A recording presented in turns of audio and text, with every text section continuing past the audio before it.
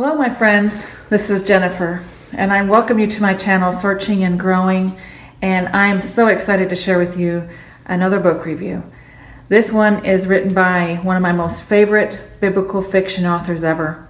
Her name is Tessa Afshar, and the book I will be sharing with you today is Land of Silence. I hope you can see that. If you have never read this book, you need to pick up a copy. It is fantastic. What an encouragement. It is a heartbreaker, but she does such a wonderful job of bringing the Bible to life for us, sharing the truths that Jesus taught in the Bible. It is a big blessing. You would love it.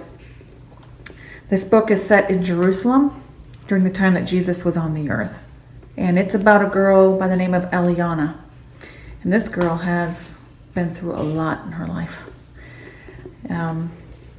She has had a lot of heartaches, and it began with when she was a teenager and her little brother Joseph died, and while he was in her care.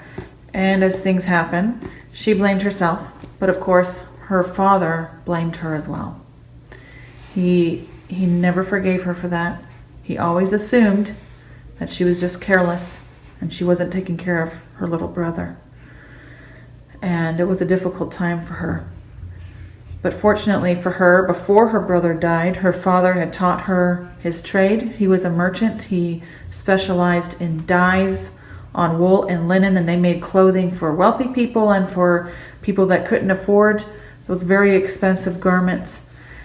And so she was able to continue working in that business because her father, after her brother died, he just was not even able to run the business. He just didn't even want to be alive.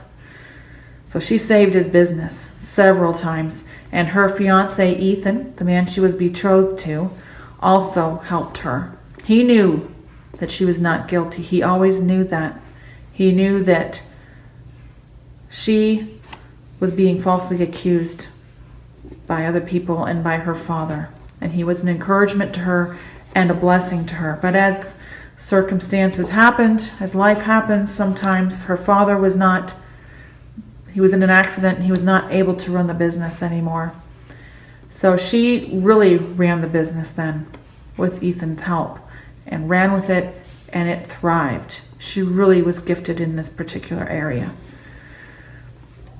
But as time went on, she had to break off her engagement. We call it engagement, but her betrothal to Ethan because of a situation that came up. She didn't want to do it, but she did because of the situation. I don't want to share that with you. I don't want to give you any spoilers, but unfortunately it was very hard on her, and of course it was hard on Ethan. And not long after her father passed away, she found out that she was ill, that she had the issue of blood. And that's the story. This is the story of that woman that Jesus healed that had that issue of blood for 12 years.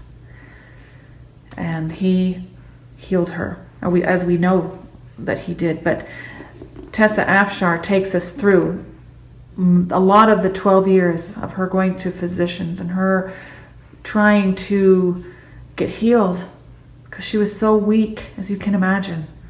I can't imagine having that disease for that long. It would have been devastating. And her community shunned her because she was deemed unclean. And they had no compassion on her.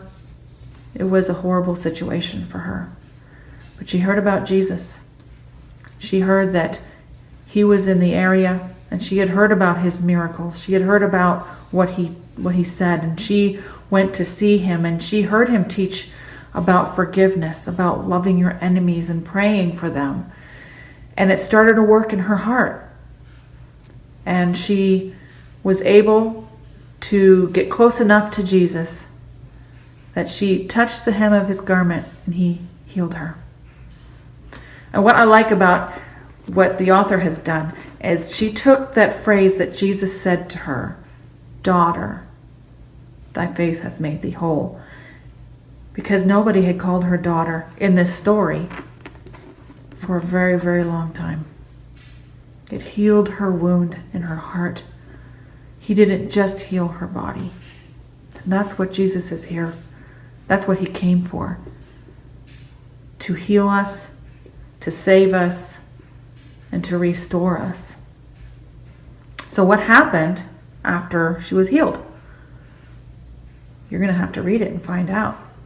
But it is really, really good.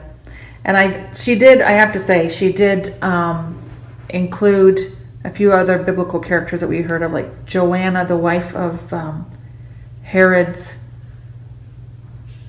what do you call it? The person that's in charge of the household. I can't remember. The steward. His wife. She included her in this story. She included Gamaliel and Jairus, the man who Jesus stopped to heal her before going to his daughter's house to raise her from the dead. So it is really, really good. And if you want to find out what happened to Eliana in this book, you'll have to pick up the book at your local bookstore or on Amazon, but you will love it. You will be blessed by it. And if you enjoyed this video, please give it a thumbs up. Please share it and subscribe to my channel, because I will be sharing more book reviews with you and other things that I've learned in my walk with the Lord. So I hope you have a wonderful day.